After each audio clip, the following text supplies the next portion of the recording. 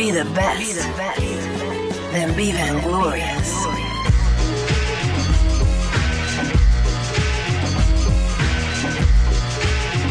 Get your free tea today at Kim West. Link is in the description below. You know, I had to go in on him my damn self on rules of engagement, man. So, Okay. Listen, man.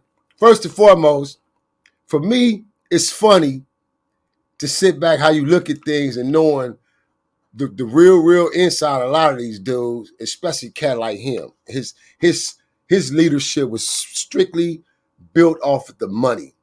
His power, everything was built off the money.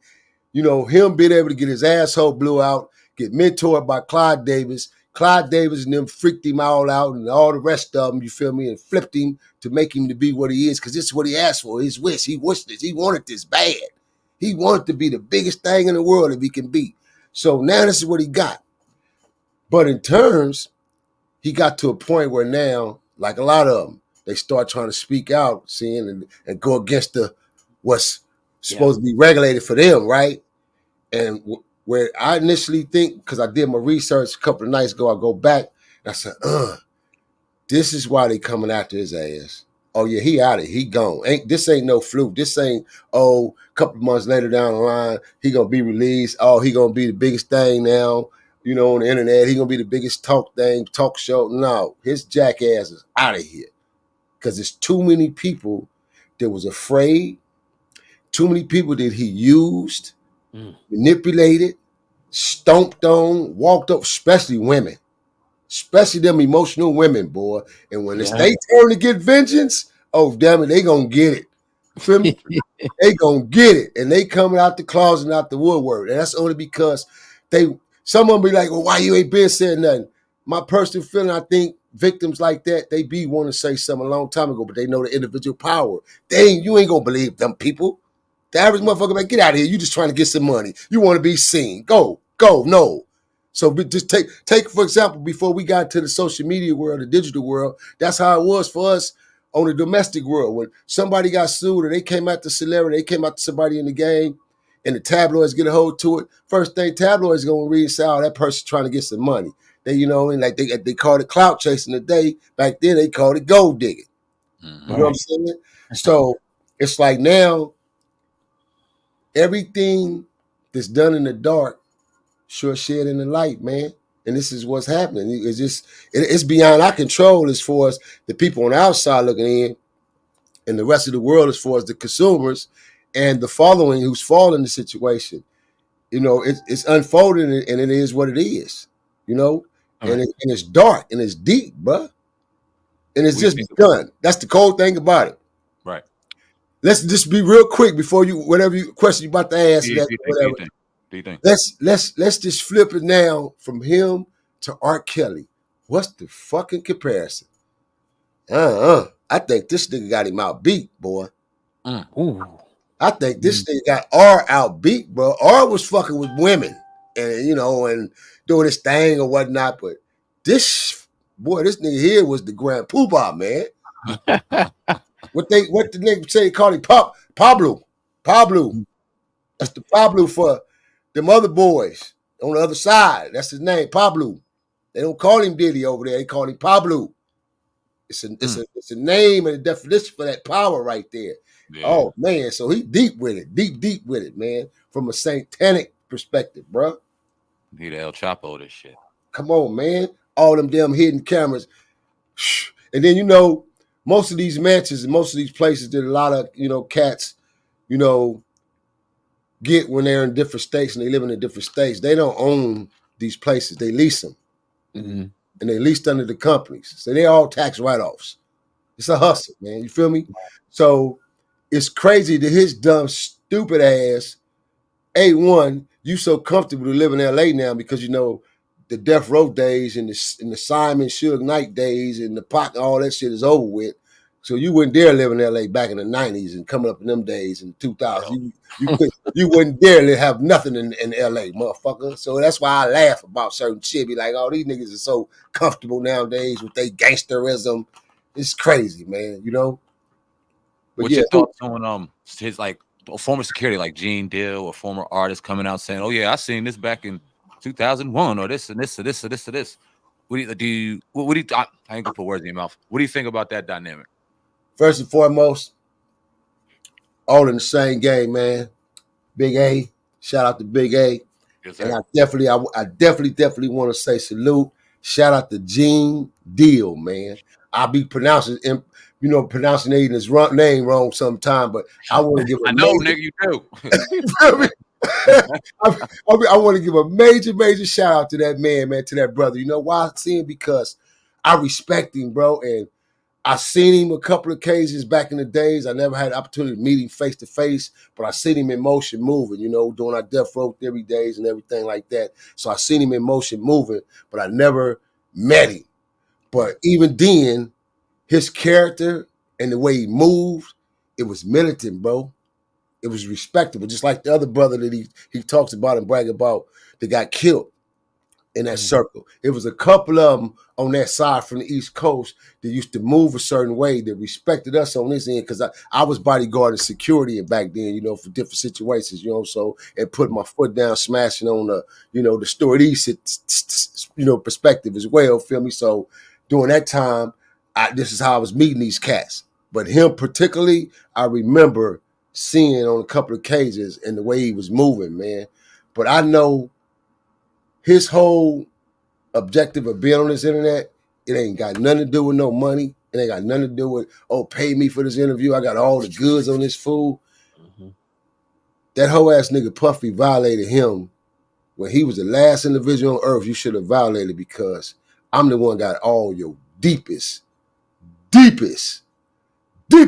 dark ass secrets, nigga. Because I'm your number one bodyguard. I wasn't number 2 or 3. I was the one. Just like Big Boy was signed to him to be Big number 1. But Big really was trying to build a relationship with Gene after the fact, which they were. They started building a relationship. But Gene was already committed to this nigga Diddy. You feel me? So when that shit happened to Big, bro, that shit hurt that man. That shit broke him down. So what you see on the internet is pure hurt. Hatred and hurt. Hatred that he made the call. He tried to separate that night, that day, everything he talking about, bro, because I was around. And the picture he unfold, everything. So it's like when he speak on it, he's speaking on it from his heart, bro, and from pain. Because it was like, damn, that makes a man stop and say and go back 10, 15 years ago and reflect on your boy or your boy getting hit. And you go, if I would, I could have, should have. Because all it took was that if I would have, could have, should have thought that night and he could have stopped that shit or shut something down or made a maneuver another way. Feel me? But nigga was following the protocol, following his orders, following what was supposed to be. But still, he had his own subconscious mind as a leader that, man, something ain't right. This shit ain't right, man, because Big ain't supposed to be out here, period. He ain't supposed to have his ass in no party in LA, period. Right. We already discussed this, son. You feel me? Yeah. So, what makes you think all the stuff that people saying about Diddy is true?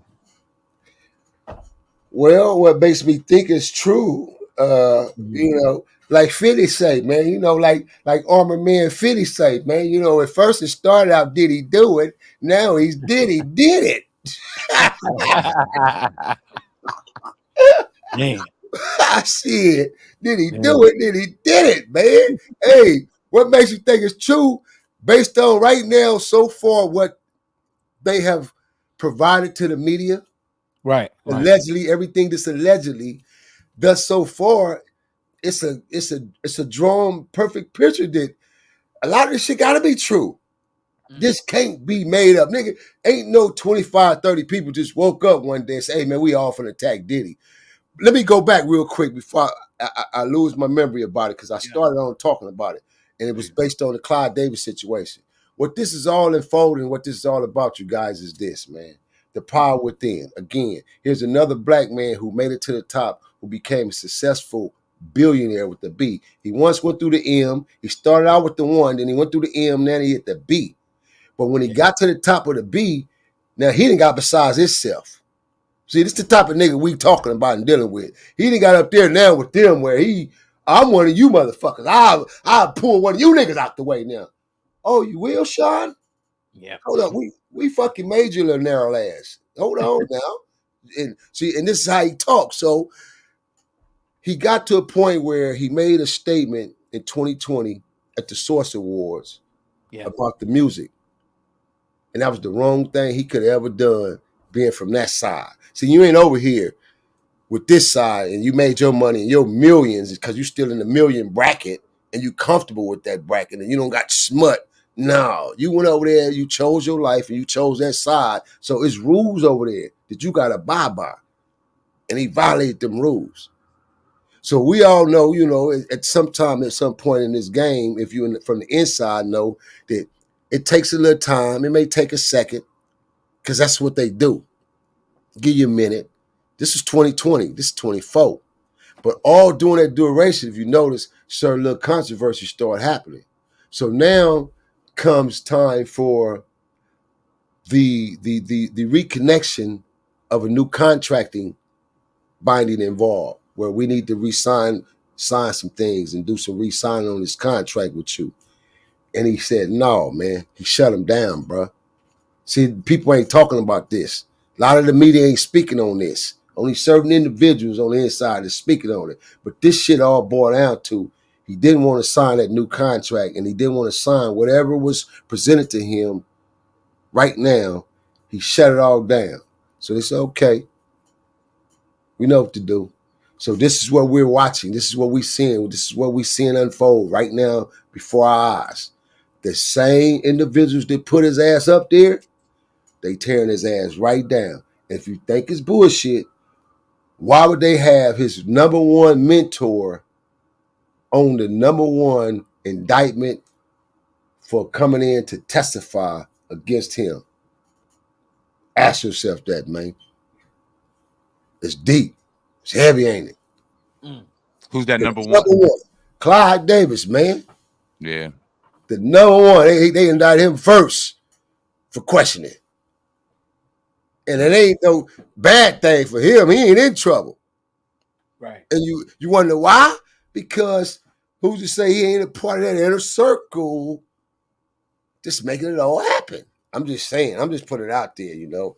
No, I still want to keep my job on my channel, but I'm just putting it out there. Now we talked about that angle. We laid it all out. You know what I mean? And one of those angles yes, was sir. one of these situations was Diddy pissed somebody off, and now they got control of deep dark things he may have done, and now it's time to come to light. And we've always asked why. And you laid out your why. And I appreciate it. I thought it was interesting. You know what I mean? Look at the battle though. See, look at the right hook, left hook that Shitty Diddy gonna be able to come back with though. He got all those hidden fucking palace secrets on powerful people in them fruity tooty parties, man. Yeah. See, that's his defense. That's his get back right there. So certain individuals, the power within is just gonna dodge out in the dark and just fade back and get out the way altogether. And, you know, just as long as he don't mention me and they don't try to indict me and tell me to come in for question, I ain't questioning against him. I'm just out the way. And then it's gonna be a battle, man. And then it's like those who like know that it's a possibility your ass is on some of them tapes, boy, getting real buck wild that you don't want the public to see, Mr. Politician or mayor or congressman. Right. You feel me? And you got your ass up there, Mr. TD Jakes. You know what I mean? Got your little chunky ass up there and shit, swanging and shit at the party. Man, you supposed to be spitting the gossip to us, trying to change our lives. Anyway, let me move on real quick before, and if I get back to that thought, I'll remember it. You sent me a video yesterday of people talking on the dead homies. You know what I mean? How disrespectful that is, and it's so true. And one person we see doing that in particular is Charleston White. Now, he's came out and said he's playing a character. One hell of a character, I may add, because on one side, he say some things, you like, damn, you right. And then on the other side, he do some things so disrespectful. It's like, bro, what in the hell are you thinking? And then in the middle, here's this character that he's playing in real life. What's your thoughts on him, man? Now, I never heard your thoughts on Charleston White and just his overall. Oh no, I gave my thoughts on him, man. His little weenie ass acted like a little weenie and got the crying about it, you know, because I spoke and it was a positive situation that I spoke on. It wasn't no attack to the fool or none of that, man. But Big D. Shout out to Big D, rest in peace, man. Mogil, man, State of Mind. I was on his show down there in Texas, man, the DFW, man, in Dallas, and he asked me about him. I said, oh shit, man, as far as I know, me and the brother had, we had a cool understanding and everything. So I ain't never had no problem, no issue with him. He ain't never disrespected me. I said, he ain't gonna disrespect me because, feel me, we got that type of understanding. And I just holler at the nigga and get at him. I'm not gonna do this internet shit with him. And I don't do all the mama and daddies and all that. So I haven't seen anything currently because I don't follow him like that. I don't pay attention to his material. I don't pay attention to his videos unless it pops up on my timeline. Right. And again, it's on one of these big platforms when he's on his proactive tip. That's why I say, like you just said, the brother can speak on some real valid shit, man, and have some valid points that have you going, damn. Mm-hmm. You can't be mad no matter who the messenger is. If it was somebody else that said it, you can't be mad because that shit was facts and the truth. And a lot of people, the truth just sink in where it hurts. It's just him, his delivery. I get that shit all the time. Motherfuckers tell me, oh, the way you talk and your mannerism and your aggression. Man, so I dig it. So it's like I never subconsciously took any type of awareness as far as complex about the way he talked, none of that shit. Even when he was on his disrespecting, the blood and Crip thing, I didn't give a fuck about none of that shit because I feel like this. A real man and a real warrior, you're going to do that shit, you're going to do it in the presence of a real blood or a Crip or a real enemy. If you really feel that way and you want to be that disrespectful and that volatile to niggas, that's the way it would be. So I learned the separation and the differentiation of what this internet means. Yeah. Internet entertainment. Internet entertainment. That's all it is, bro. Feel me? It ain't got shit to do with I'm the realest, hardest gangster in the world. Oh, like most of you niggas on this internet ain't gangster shit. It's internet entertainment, man. Period, man. I think a lot of people get frustrated with that because people really want to be real on here, and you can be. I ain't saying you can't be, but remember what trumps all that, and that's entertainment on this internet shit. Right. So yeah, but just in general, like I say, I haven't seen like I said, the video you just spoke on when you said he was speaking on dead homies. Just kind of enlighten me on what happened. What he say, or is that something he's just going around saying in general now? Things he's done in the past, and then just recently, him and Gilly have been going back and forth, and he was, definitely poking fun at Gilly for the passing of his son out in Philadelphia, and he gave perspective on it. Like he gave us both them sides of the scale. He gave us the real disrespect, and it was like, goddamn, and then he gave us the other side on why, and it just, I don't know, it's weird. Go, my bad. Oh, so are you basically speaking on in terms of his derogatory, just flat out disrespect about the deceased, period. Like when he just say, fuck such and such, dead such and such, and da-da-da. Is that, you speaking on that terms? Yeah, he said, I piss on your son. Maybe he rest in peace. Yeah. And all this stuff. And like you said, like his reasoning, he has his reasoning. And one could kind of understand and contextualize, okay, this makes sense. But on the other end, it's a man's dead son. Man's body's still warm. Right. Ripping him to shreds. And it's like, ooh, I don't know if I can handle that person. I don't know. I don't know how. I couldn't do it. I don't know. Right. Let's kill a Capone. Hit me up.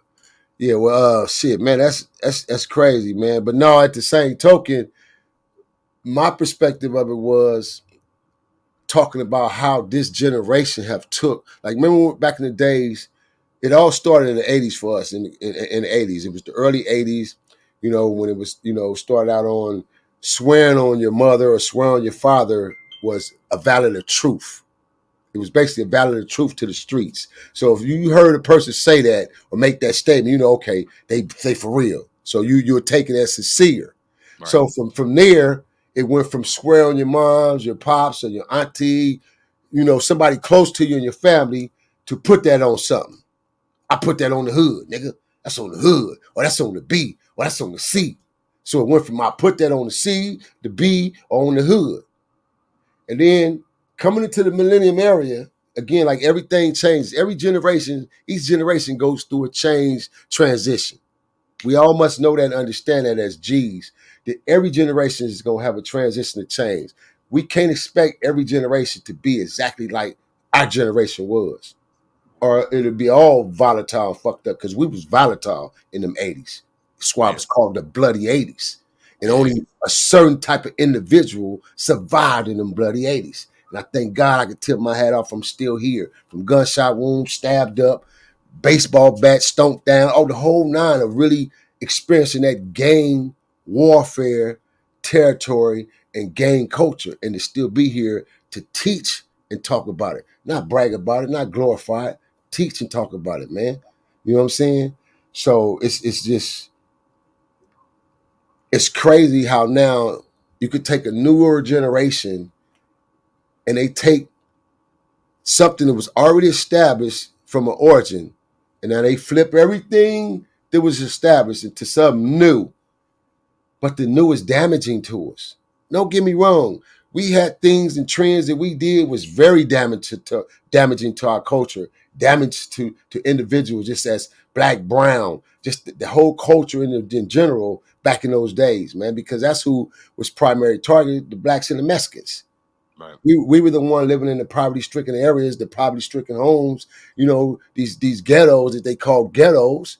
So we the ones suffered, and we the one did all the dirty work, all the devil advocates for everything to happen the way it happened. So when I sit back as a general, man, a retired general in the game, could really sit back and voice my opinion the way I voice my opinion, and speak the way I speak thoroughly as a man, a father, a grandfather, an uncle, a big brother, you know what I mean? A concerned individual of my community, the kids of the community, bro, because that's what it's about for me, the kids. I don't give a shit about you old grown ass niggas, none of that shit. I don't care, man, because y'all don't give a shit. It's about the kids, even your own kids. I care about your kids, because you really don't care, because if you did, you'll get them up out of there. Right. You feel what I'm saying? A real man, you're going to get him up out of any harm's way, any suffering. Man, the hell with this, man. I got to make a change. So that's my feeling about it. So, and I'm heavy and deep about that, bro.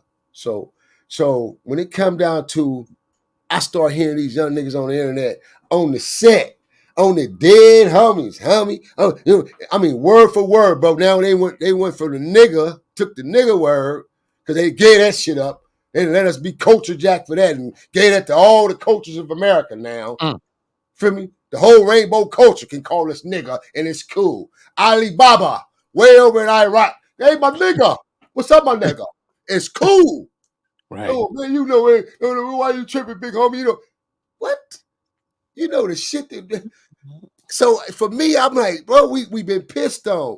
I remember nights and days, nigga, in them 4 yards facilities.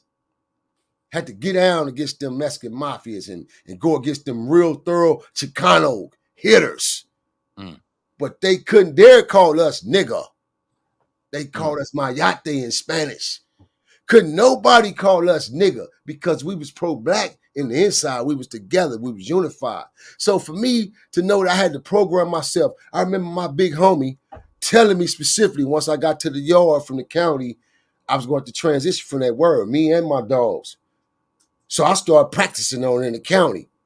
Till once I got to the pen, I wasn't saying the N-word. I substituted from nigga to ninja. So it's crazy for me that after I got out doing prison time, and I ain't hit a yard in about 33 years, and I went 20-some years of my life on the streets, still staying in my pro-black region, but then got into the hip-hop scene and fucked around. I started using the N-word again, bro. So using it and knowing how strong it was for us as being black men trying to stray away from it in the prison system, where did we get to the point now where we just gave the shit to the goddamn other coaches and it's cool? I saw him now, man. I'm so glad I'm done with this shit. I'm done. Yeah. Man, I'm so glad I'm done, man. I can live my life and I ain't tripping on nothing. As long as you don't come over here and step on these toes, I'm done, man. Feel me? And then then on top of that, all my deceased homies, young, old, my peers, to my big homies. When you say on the dead homies, nigga, that's plural.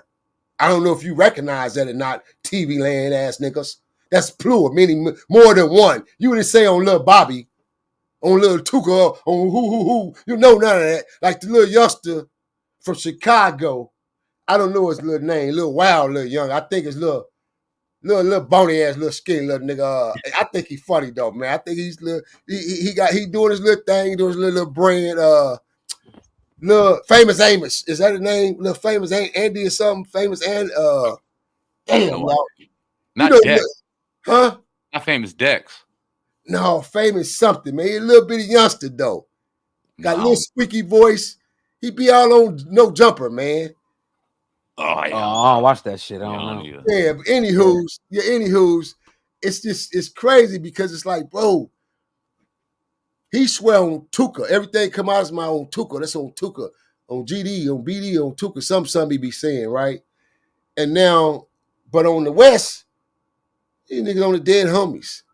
On the dead homies. On the dead homies. It's just like the music, man. It's like niggas just jump trend from trend with this music and the wording and shit, man. It's like, bro, do you understand the disrespect that is to neighborhoods and to people who really, really put that work in, who people really, really put that work in for this C's and B's or this Keyway and Damu thing, man, that you really don't even know nothing about. You don't even really know the real origin and the history of this shit. You just came about as a millennium young nigga and you decided to build from this hood or this hood. And now you think everything is just kosher because this is what y'all say it is. Bro, people died for this shit when once upon a time, Los Angeles, individuals in LA really strongly, heavily believe in this blood and Crip shit, nigga. That blue and red really truly existed in this city once upon a time, and niggas died from it. Innocent people died if you rolled the wrong color. Or got your head busted upside the head or slapped upside the head. Niggas got ran down on for the wrong color. Yeah, we was all misconstrued. We was effed up in the head, bamboozled, all that. But that's how sincere it was, man. So to take it to where it is today, and I'm able to live through this shit and see it, and some of my peers are still allowed to date us around, real ones, man, they feel the same way. I'm going like this. Oh my goodness, bro. Oh my goodness. This shit, is this what this has come to? So yeah, I thank God, man, I was able to get out the quicksand, bro. Right. Every day. What do you think about a guy like Whack 100? I don't know if you have a relationship with him. What's your thoughts on how he kind of holds the flag up, or and he moves around the internet world? Well, see now, y'all, but shots fired, man. Shots fired, man. See that? Shots fired. See now, I normally, I'm the type of individual. I'm like this, bro. I don't necessarily like speaking on a lot of these niggas' names on the internet or even giving them the satisfaction. You know what I mean?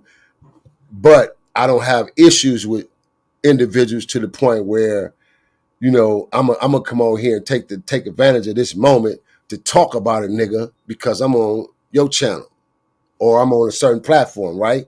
But I am gonna answer your question on my opinion from a professional level. I'm gonna answer your question, homie, which I would answer any individual's question who asks me of any individuals.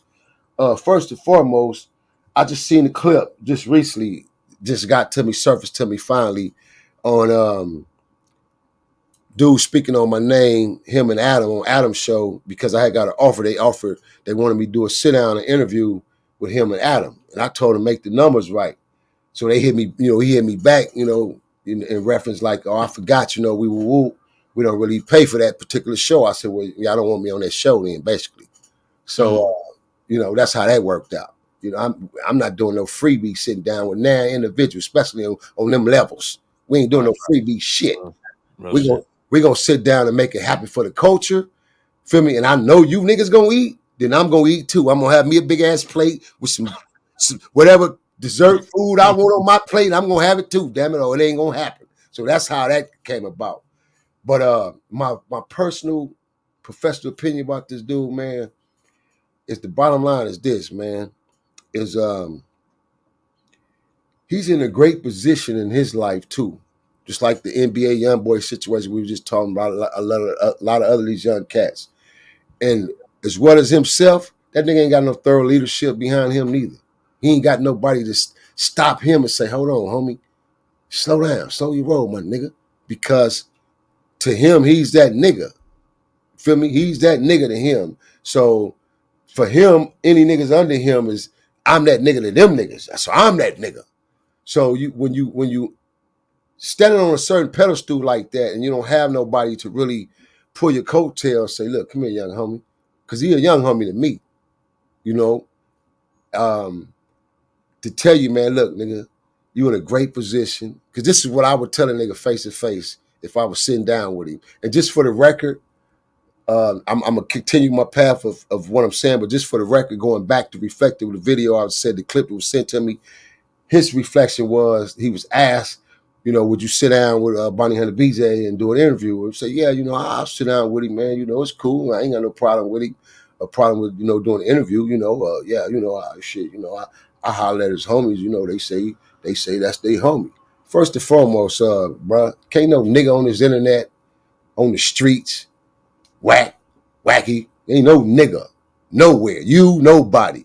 Can't no nigga make no phone call to Nick Cigar on me to get reference on me. Nigga, my name is solidified for real, period, point blank. And most of the time when a lot of these niggas is asking the so-called young homies, from my era, my hood, ain't my young homies that I grew up with or I grew up under me that I know. This my homeboys' kids, because that's who all my young homies I know, all my baby homies, I know them from birth. They grew up from the projects from birth. They was raised. Not no walk-ons 10 years, 5 years here, 8 years, your mama been here, but you moved to Tennessee and came back 25 years later. No, nigga, that ain't no day one shit. I know all my day one unos. So if you ain't talking to somebody who really know me, that shit don't mean nothing at the end of the day. So cats got to get out of that wave or where you think because you on the internet or you call a nigga or you talk to a certain individual, it makes a difference. Nah, bro, what makes a difference is that nigga resume really what it is? Because in real life, your name is your name, man. You know what I'm saying? And I stand on my name by all costs, by all means. And that's for any individual, any nigga, man, period. So now back to my answer on hand as far as my opinion is that, like I say, the brother's in a position where he could really take this this generation that he's from, because he's nothing but a generation above this millennium generation that's out today. He's a generation right above that. Just before the millennium generation, he's out of that 90 generation. The last of the 90s going into the 2000s. So for him to be standing on the pedestal that he's standing on, man, I personally, when I speak on it and when I'm asked about him, you know, I don't talk about any individual or no nigga or no man that I'm not gonna tell him in his face, or I can't tell him how I feel in his face, or from a negative perspective. But I've always said, bro, this nigga got the, you know, he got the torch right now as far as from the Damu perspective and the West perspective, as far as his seat that he's sitting in, where he can make a big difference for a lot of the young homies that fucks around, even the Keyways, the Crips that fucks with him, or niggas that look up to him, basically. You know what I'm saying? And he can change some things, but instead it's like we may be looking at a situation, and then I don't know, he kind of just slowed down. I'm wrong, because like I said, I don't follow him, I don't follow his pages, and I damn sure don't do that old bullshit coward ass alphabet boy, CIA, platoon, what you call that goddamn shit with all the niggas on the phone like walkie talkie. I don't do none of that bullshit, man. You feel me? So I don't follow it. So I don't know what's going on. But like I said, he's in a position, man, where he should make a transition and a change to a lot of positive perspectives, man, so he can get a lot of other shit up off himself as well, man. The controversy and the social media bullshit that's been going on, man. Because like I say, man, it's time for a new era, man, and a new agenda with this shit, bro. And it's got to come from us. And it's like I'm one I'm one general. I'm not 20 generals. I ain't 20 individuals. I'm not one leader, to amount it to 20. I'm one individual with a vision who want to see change within our people. Real talk. And it's like, if I can get 10 of us to feel that way, just own these pedestals, your money right, whatever situation you in, it don't got to necessarily be the film, the music, the sports. You could be a common individual, but you have a vision and you have a passion for your people. It's like, bro, something gotta happen, man. Something has to give in order for us to have a transition of a different change and a different movement. Something got to happen, bro. And what has to happen is unification. That's the only way anything will happen, is we got to come together with some form of unity. And from unity has to be trust. And that's a major issue. Nobody trusts nobody now. Period. Unfortunately. You know what I'm saying? Period. So it's like, then what do we do? You know what I mean? So instead, we tear each other. Like, you asked me that question, bro, and rightfully I go and say, yeah, nigga, fuck that nigga on Bunny Hunter's blood. That nigga ain't shit. Woo, woo, woo, but I can give the people what they want. Because this is what they would expect. Ooh, that nigga just asked Bunny Hunter BJ how he feel about such. But I'm not finna do no shit like that. I'm not finna put myself in a position like that, bro, from a professional standpoint, because it's already been done over and over and over and over and over again. Why we keep tearing each other down, my nigga? Why? It don't make no sense to me, bro. So I ain't no internet banger. I'm not no internet tough guy, nigga. If I had a problem with that nigga, I'd rather be in that nigga face and tell him in his face. Feel me? I'd rather be right there. Yeah, nigga, check this out. Nigga, me out at you. Because guess what, TV land? That's how I introduced myself to him 4 years ago. He may have a memory lapse right now because on the DVD, on the interview, he said, I don't really know him. I don't know the OG like that. So let me go back and rephrase you, Wacky. You met me before.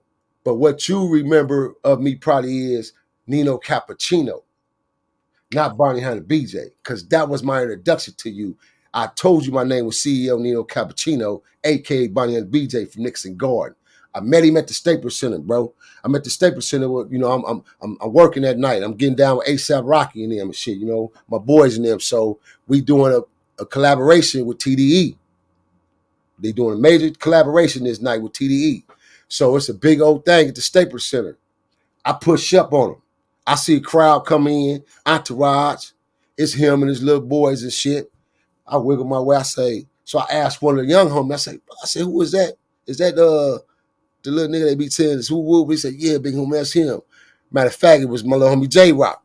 So I spent, I walked up on him, slid right up through the little crowd, slipped through his little security, slid right up on him, tapped him, say, homie. He turned around and said, what's up with it? Look, extended his hand, I extended my hand, we shook hands. I gave him my slogan as far as my name, who I was, where I was from. He told me, okay, cool, boom. We exchanged phone numbers, bro. We exchanged phone numbers. I called the dude a couple times. Hit him. We chopped for a second. Boom. And then from there, I just lost contact where I didn't never call back. I didn't stay on him consistently or persistently, nothing like that. I just drifted. Because I believe my last call, I called to him. Because my whole thing was, if I'm going to fuck with this dude in any form, I'm going to be the nigga that's going to be behind him and be with him and be in his ear and tell the nigga when he's wrong and shut him down. And tell the nigga, that young homie, that ain't even necessary. Right.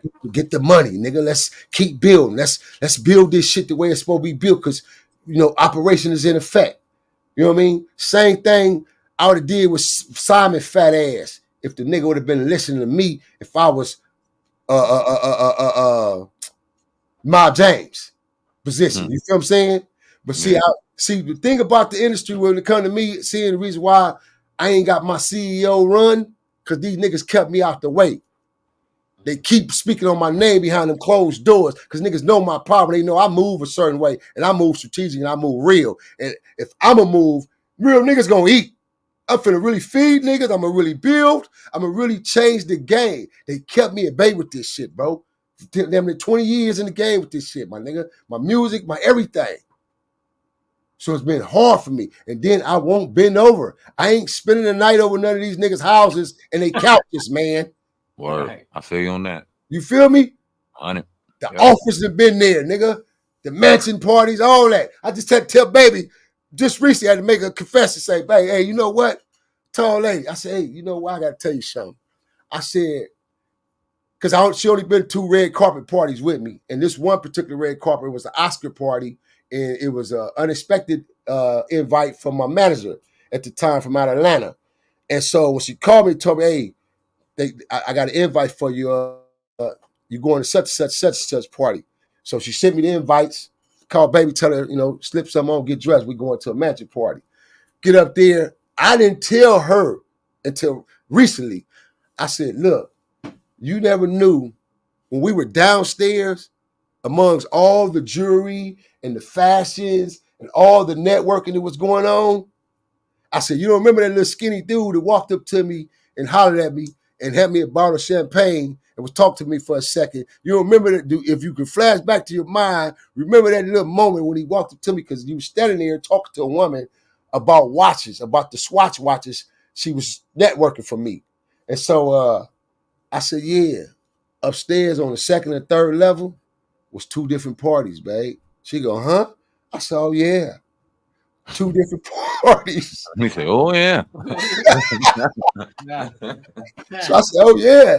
She said, and I ain't talking about no pissy-dissy party. This going to show you how this ain't something that just on one man. It ain't one individual. This is H-Wood, period, man. This is what it is. And so this is the transitions I have to go through, bro, and the doors I've been have to knock down, and because of my aggression and my heterosexualism and my old homophobia and all these, I had to go through it, bro. I've been going through it, my nigga, for the longest. So niggas be speaking on my name. But yeah, so I that's why I know I would be in his ear, man. Like, nigga, do it right. Take that nigga Suge mistakes and do the shit right, nigga. Yeah. They only gonna give us one time with this shit. One time. My little homie, tip my hat off to him, top. He doing his shit. He out the way in the cuts because he doing his shit. He doing it the right way. He took his formula and he stuck with his formula, bro. And that formula worked for him. So there's no need to go all outside with all the extra shit. I'm cool with my few millions that I'm getting and I'm gaining daily and night and yearly. Because I never had this coming out the projects. Right. I was written off. I wasn't supposed to be no successful multi-time millionaire with a record label out of the Nixon Gardens. Right. So that's a blessing. And we both did that. We made it out our hoods like that, bro. Coming from where we come from. And I did it before him. I'm coming out the trenches before him as far as on my banging level, my status. We on 2 different levels, 2 different pages when it comes to that. But that's my loved one. Feel me? My homie, like my family. Him and my little brother was best of friends. Him, his little relative, and my little brother all grew up together. Slept in my mama house, his mama house. Little Daryl, rest in peace, a.k.a. Little Hitman, his house. I named his brother. That's how he got his name. Little Hit got his name. Because I named his brother Big Hitman. So it's like, bro, this is why it's so important for me to constantly speak on that factor that's what making it out mean, man. When you make it out, bro. You don't owe it to no nigga to go back, to stand on no corner, nigga, or hang out. None of that. You ain't got to prove no fact to no nigga, man. That don't make you hard or make you a man, bro. That make you stupid. Because now you gullible. Yeah. Especially if you get relaxed with these coyotes. You know these niggas was wolves. You was once a wolf. You was a hungry coyote out here, nigga, with saliva hanging out your mouth. Use your head and think. Right. It ain't about being scared, nigga. It's about being wise and thinking. Feel me? Longevity, yeah. Like, man, I wish one of you, nigga, I'm going to put you in your coyote place. Because my vision is on. My antennas is on. I ain't doing all that hanging to make myself vulnerable. You see me, you see me. You feel me? It's simple, man. That's a fact. We got Nino Cappuccino, aka Bounty Hunter. Rules of Engagement, the Real Cappuccino Films on the Hip Hop Uncensored podcast, bro. We always appreciate your wisdom. Unfortunately, we got going a little late. We got some weird internet issues out here in New Jersey. Had the OG on a little sooner. That'd have been dope. But before we get up out of here, bro, we definitely appreciate you. Got to get you on in a couple of weeks to talk about some more stuff. We're running into time constraints right now. Let the people know where they can find you. Let the people know about Cappuccino Films. Let the people know where they can find Rules of Engagement, bro. Let the people know. Lay it out for them, man, so they can follow you. If they don't know you, I know. Man, if you don't know, you better know, man. If you do, just all you got to do is go to that bountyhunterbj.com, man. Everything will pop up for you, man. Go to my IG, hit my link tree. About all several of my sites that pop up for you, man. Just go follow your boy, man. Follow me, man. Tap in with your mans, man. I'm here to inspire before I expire. That's no time soon, man. I'm not here for the buffoonery, the buffuckery. I'm not here to separate us, keep us separated, keep us down.